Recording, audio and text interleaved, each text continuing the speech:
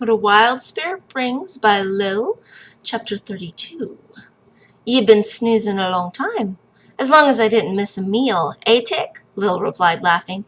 You did miss luncheon, actually, but you be up in time for dinner. Yedem is just over yonder there. Lil looked up past the seat board and saw a little cluster of huts. It looked smaller than even the mining village, and that had been smaller than Timble.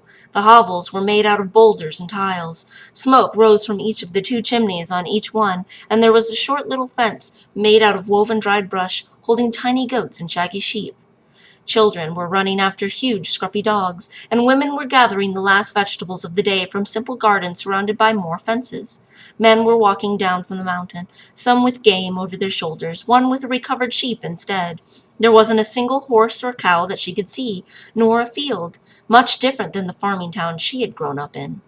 There be Mina! She's got the boy on her back, Elise shouted, clapping her hands and looking like she was thinking of jumping out of the moving cart to run to them. Oi! I see her, sister! Tick cried while she started waving her arm at them. They were right. Mina was pulling some sort of potatoes from her little 6-rowed garden with a wicker carrier on her back, holding her brother. He was bigger, and he had hair. His hair was the same color as Ty's. He looked even more like Ty's with months of age on him. Lil wiped her tears away quickly before anyone could notice she had cried them. Mina saw the twins whooping and calling from the cart. She dropped the potatoes from her apron and ran to meet them, grinning and calling back greetings. Lil ducked down. She really didn't know what she came for now that she was here. The cart stopped and the women climbed down while passing hugs and admiring her brother and complimenting Mina. Lil couldn't stand it. She shouldn't have come. She started sliding out the back of the cart, hoping the women would all keep forgetting she was there long enough for her to escape, when she saw Tamrock standing behind it, staring at her. She couldn't read his expression. He looked scared and relieved and hurt all at once. He just stood there, and she lay there half out of the cart, while the women all chit-chatted. It seemed like they were like that for hours before Elise called for her. Little Andriantha girl, where be? Oh, I see ye found her Tammy! And then it was his turn to be slammed with hugs and kisses and fondling of his hair, and comments on his smelling like goats. He took it all well, grinning and pretending Lil wasn't stepping down, trying to figure out if she could still run.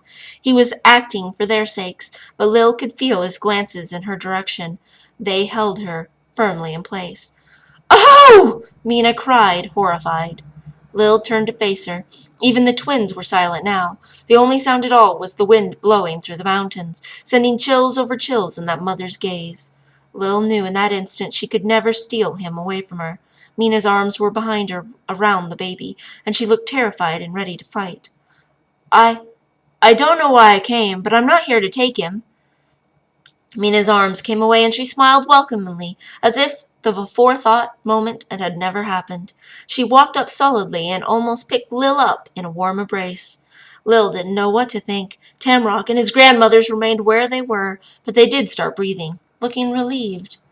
Welcome. You never did give us a name for you, did you? Well, welcome anyway. Of course you came to visit him, didn't you? Did you find your mother all right? I'm glad to see you're all right. I was worried about you running off alone like that. My clan sisters had already returned her to the sands. You still aren't my mother, so stop acting like it. Lil didn't mean to say it so sternly. Mina hesitated for a moment, then started inviting everyone inside out of the chill with a smile.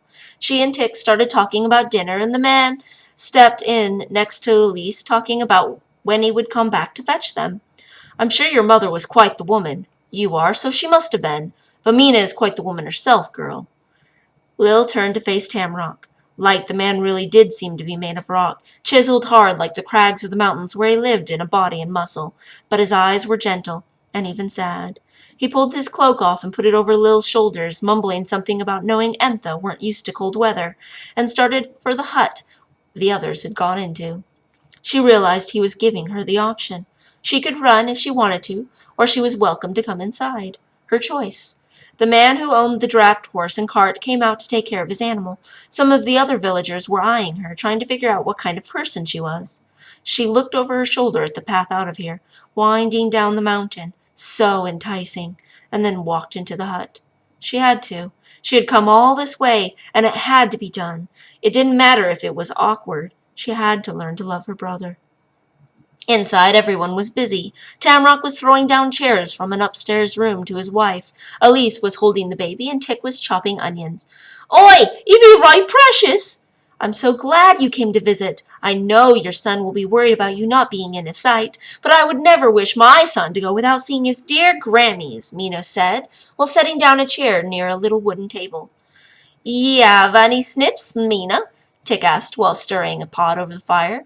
Tamrock hopped down from the upper room, skipping using the ladder, while his wife joined Tick next to the fire, commenting on using basil instead of parsnips.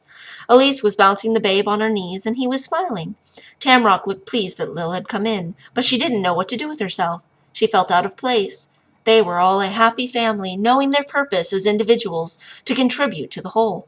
The man with the cart came in and helped Tamrock move around the table from the wall so chairs could be placed around it and everyone would fit. Elise called him Mr. Snurd. Tamrock then grabbed up his catch of small antelope-like critter and stepped outside to skin and carve it. Mr. Snurd joined him. Lil stood by the door and watched Mina and Tick pounding dough with their fists while Elise fed her brother some milk through a skin with a nipple on the end that he was suckling from. She stood because she didn't know what else to do. Mina would look up every once in a while and ask her if she was feeling well, or if she had a pleasant trip. Light questions like that. Lil felt trapped. Tamrock came back in with Mr. Snurd. They handed Tick some cuts of meat and then went out to wash. Lil followed. She couldn't stand being inside any more. She wasn't sure if she was going back inside either.